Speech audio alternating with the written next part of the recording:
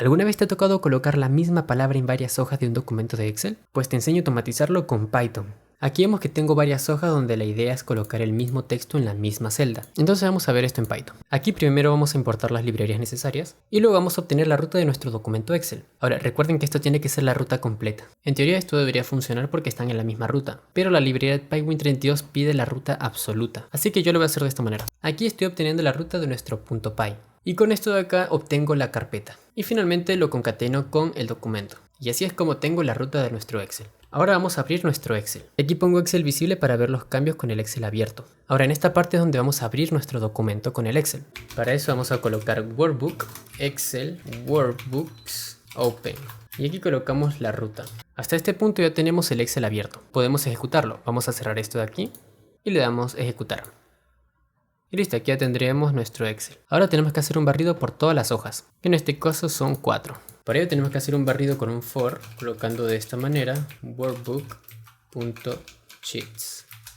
Y imprimimos la hoja, solamente el nombre. A ver si esto funciona. Y listo, aquí ya nos está dando las 4 hojas de nuestro documento Excel. Y ahora con esto ya podríamos acceder a los valores de cada hoja. Por ejemplo, ponemos acá el cells.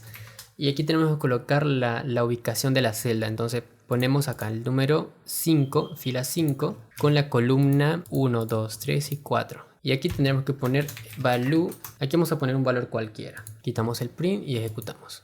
Y listo. Ya cada una de las hojas tendría la misma palabra. Ahora lo que queremos es colocar el nombre de la hoja. Entonces vamos a hacer eso. Aquí simplemente le vamos a colocar sheet.name. Y le damos play.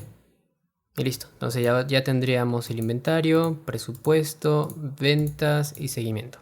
Ahora si queremos podemos colocar el workbook.save para guardar el archivo, workbook.close para cerrarlo y nos salimos de la aplicación con excel.query.